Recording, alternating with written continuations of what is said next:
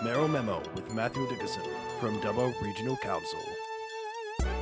Mayor of Dubbo Regional Council, Mathew Dickerson, good morning. Good morning, Rod. Great to be chatting to you. I was in Dubbo over the weekend and like many folks think, there's an issue with roads right across New South Wales. Well, I haven't been actually out to your neck of the woods recently, but what are the roads like between Dubbo and Burke? It's got a few, what do they call them, potholes. You didn't get lost down any of them? No, but you have to be very wary because they do come along and just pop out or pop in or something. Yeah, that's right. My wife actually did 2 tyres in her car the other day, 2 tyres in the one pothole, so it was fairly decent, that one. And certainly roads is the number one topic of conversation when people talk to me, when they send me messages, roads, roads and roads. And I've actually just come back from Hobart where we've had the National Roads Congress. It's normally an annual conference. The last 2 years it hasn't been on due to COVID, but obviously this one across not just Dubbo, not just our region, but this was a national conference.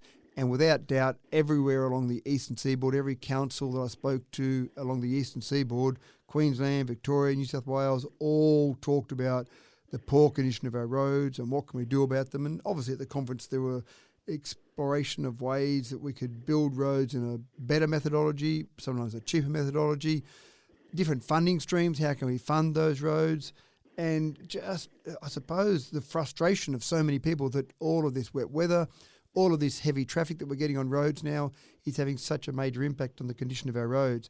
It actually prompted 2 emergency motions and media releases from 2 different organisations in New South Wales, one being Local Government New South Wales, which is a peak body for councils across the state. They represent all 128 councils. They put out an emergency motion calling on the state government to release some emergency funds because this is an emergency. And Country Mayors Association did something similar where they had an emergency motion and media release about the roads and just again releasing some of that emergency funding. So it is the number one issue we talk about at the moment, Rod. It's not just a bit of politicking from local governments? Not at all at the moment, no. We estimate that our infrastructure backlog before these latest series of rain events was $40 million. Our budget this year has $28 million in the budget that we're spending already, but even with that extra $40 million, if we had it today, we wouldn't be able to get all of our roads to an acceptable standard with that additional damage that's occurred. The state government released $50 million, which is fantastic. We thank the state government and Sam Farraway in particular, the Minister for Regional Roads and Transport, and I actually spoke to him only a week ago and said thank you very much for that $50 million that's been released. That's $50 million spread over 95 regional councils. So on average, you might get a little bit more than $500,000 for each of those councils. But I did explain that was great, but $500,000 really only scratches the surface. There's so much more that's needed. So there is a major issue there, Rod, and there needs to be some out-of-the-box thinking to try and solve some of these issues. Yes, that media release from the minister stirred up a few of the mayors, and so he came out and said, look, if you don't want the money, hand it back. Yeah, and I understand his frustration as well, but I also understand the frustration from some of the mayors making comment on that, and I certainly am not criticising the state government for handing out that money. I'm certainly saying, yes, it's needed, but more is needed as well. So and that's the conversation I had with Sam Farraway was, thank you very much. I'll take the $500,000 off you any day of the week, thank you, but just be aware that we do need more. And I think that was the message that some of the other mayors were trying to get across as well. I've really heard that message because the section of highway between, in the Bogan Shire down towards Narromine is atrocious, and you could spend that $50 million just fixing that section of the road, I dare say. Well, that's the really tough part is that roads are so expensive and on average to build a road, and in some cases the roads are in such poor condition that you almost need to rebuild them, but to build a good quality bitumen road, highway sort of standard, costs in the vicinity of $1 million per kilometre. Now don't hold me to that figure because there are so many variables there and the undersurface, what you're actually trying to build that on, that's all very difficult. But if you keep that as some sort of an idea of the cost of roads, then $1 million per kilometre gives you a guideline for that. But the problem at the moment is the subsoil is so wet there's so much moisture under the ground that even when we've seen road crews trying to do repairs on roads, the repairs aren't always that effective because it's just wet ground you're trying to put that bitumen on, which means it doesn't really hold its shape that well. So you might see a pothole filled and 3 days later that pothole's already come out, or that bitumen's already come out because there's nothing for it to stick underneath. Yep, and that section of highway between Narromine and Dubbo, they are trying to do some work there, but that needs to be made dual carriageway all the way through. Gee, you're really putting the weights up there now. If we're just trying to get it to a state of normal road infrastructure at the moment. But that's the other interesting thing, Rod, to confuse people. You've got, say, for example, in Dubbo's LGA, we've got 2,872 kilometres of roads. Now, those roads, and that's sealed and unsealed roads. Now, those roads are generally classified as 3 different types of roads. You've got local roads, which council is responsible for. Council should fund those roads. You might get some funding in terms of grants from state government from time to time, or even the federal government. But essentially, those roads are the responsibility of council. You've also got, at the other end of the spectrum, state roads. So roads that go through your local government area sometimes are owned and controlled by the state. And so that road that you just talked about between Narromine and Dubbo, Mitchell Highway, the Newell Highway, the Golden Highway. So those 3 highways that are in our local government area are ones that we don't do work on, we don't control, we don't fund. They're controlled by the state government and they pay for all the work that's done on those, and they're responsible for the repair and upkeep of those roads. Having said that, sometimes they'll contract council to do some work on those, but it's all at the state government's expense. And then in the middle is a really tricky one. You've got regional roads. Now, probably the most prominent regional road I can think of in our LGA is a road called Saxa Road down near Wellington. And regional roads are of significance to areas just that it might be outside the local government area, so they have a regional significance.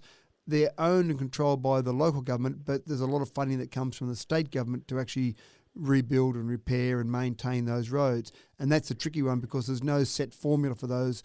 The state government will help fund those, but not in their entirety. So it does make it tricky when someone talks about, say, for example, that road, the Narromine to Dubbo road, the local council, Narromine or Dubbo, can you please repair that? Well, no, even if we had the funds, we're not allowed to go and do work on that because the state government controls that. Well, they need to send all the ministers on a quick little road trip, not fly over it, and see what the road condition is actually like. I mean, it's not like, I'm going to get political here, it's not like that the region doesn't make enough money for the state. It does a great job in raising money for the state, so spend a bit of that money in the area. I think you're right there, and that is something that certainly mayors across the region areas have tried to drive home to the state government. In fact, I had a phone conversation with Dominic Perrottet only a couple of weeks ago, and I did talk about our roads, obviously, and certainly that fact that you've got so much gross domestic product that's produced in the area. Probably part of the frustration from a lot of regional people is we see things like new football stadiums in Sydney, we see things like trams that seem to have congested the traffic in Sydney, and we see billions spent on things like that, and we look at our roads with huge potholes and damage to them, and we think surely some of that money could be better spent in regional areas and help productivity. I mean, we've got farmers at the moment that are struggling to get trucks along their roads to their farm to either pick up cattle, or when wheat crops start coming off, for example, to be able to pick up some of that grain or just get some of those supplies they need to the particular farm. So it does hurt productivity. And I believe some of those farmers and producers are wanting to fix the roads themselves. That's actually been a common request from people that they've said, I've got this road, I know I don't control the road, it's a council road, but gee, can I just go and get my tractor or some of my equipment and just go and fill in some of those potholes and fix up some of those roads? Now, unfortunately, you can't do that because they are owned by council, but also we're responsible for those. So if someone does a repair on those roads that then causes some issues down the track, then they could be liable for those repairs. One of the things that's really frustrating is we've got people that want to help. So we're actually doing some investigations at the moment, and I don't know how well we'll go with it, but we're getting our legal advisors and our insurers together, and we're saying we've got people who want to do some work on roads. How can we actually achieve that? It's the same with mowing of lawns. People want to go and mow some of the verges of the roads, they want to go and mow parks, that type of thing. And so you try and work out ways that you can actually get those people who want to help, because that's fantastic. We've got a great community where people do want to help, but also we don't want to have people being sued by someone that goes along and has damage done to their car or has an accident because of road repairs that might be done by a private resident. It's a tricky area. We're seeing what we can do to work out something there, and I hope we can work out something there, but don't go and do it yet, folks. Don't go and start doing those repairs until we see if we can come to some sort of agreement. We're talking with Mayor of Dubbo Regional Council, Mathew Dickerson. Now, let's move on to something else quickly, a hydrogen plant for the region. This is a really interesting possibility. We've got a proponent that's bought some land on one of our industrial estates at Yarrandale Road, and they came and gave a presentation to council recently, and what they're wanting to do is create hydrogen from that particular location. Now, hydrogen is a fairly inefficient method of producing a fuel or a gas, if you like, but and that's when using coal-fired power to do it. But when you've potentially got some excess power in the area, for example, we'll have a lot of solar farms and a lot of wind farms. We've already got some of those there, but more as the renewable energy zone around this area goes forward, and that renewable energy zone goes into the Warrumbungle Shire Council, Midwestern Regional Council and Dubbo Regional Council. Then when you've got that excess power, one of the things you can do with that is put that power in a battery, for example, but you can also use it to produce hydrogen. Once you've got that hydrogen, you've then got something that you could burn, and I say burn in inverted commas because when you burn hydrogen, what you get as a byproduct or an output of that is water. So it's a fantastic product to burn from an environmental perspective, but you've got that ability to store a large amount of that in gas tanks, but you've also got the ability to put it in vehicles, and we're going to see more and more vehicles that are long-haul vehicles use hydrogen as we move away from fossil fuels. Then obviously one of the things that you'll find is that you'll have, for example, electric vehicles. They're going fantastically at the moment, but they aren't really suited to a long-haul truck, for example, going across the Nullarbor, taking product long lengths of distance up into Queensland, down into Victoria. So we'll probably see some hydrogen vehicles, and those hydrogen vehicles need somewhere to refuel, and rather than piping fuel around different places, different organisations are looking at, can they produce hydrogen on heavy traffic routes, for example, on the Newell Highway. So I think we'll see this hydrogen plant be used for a couple of different things, but it's pretty exciting to see Dubbo and Dubbo Regional Council area be part of this whole new economy as we see more and more impacts of climate change, as we move away from some of our fossil fuels and burning coal. We've got a whole new economy. Let's be part of that new economy. Absolutely. Now, finally, we're running out of time, but we do need to touch on this. No NRL game for Dubbo season 2023. Yeah, no NRL game this year. That doesn't mean it won't ever happen in the future, but at this stage, nothing in 2023. And there's a couple of bits of frustration I have there with that particular scenario. The first thing that most people don't realise is you've got to pay a lot of money to an NRL club to come and play a game in a regional area.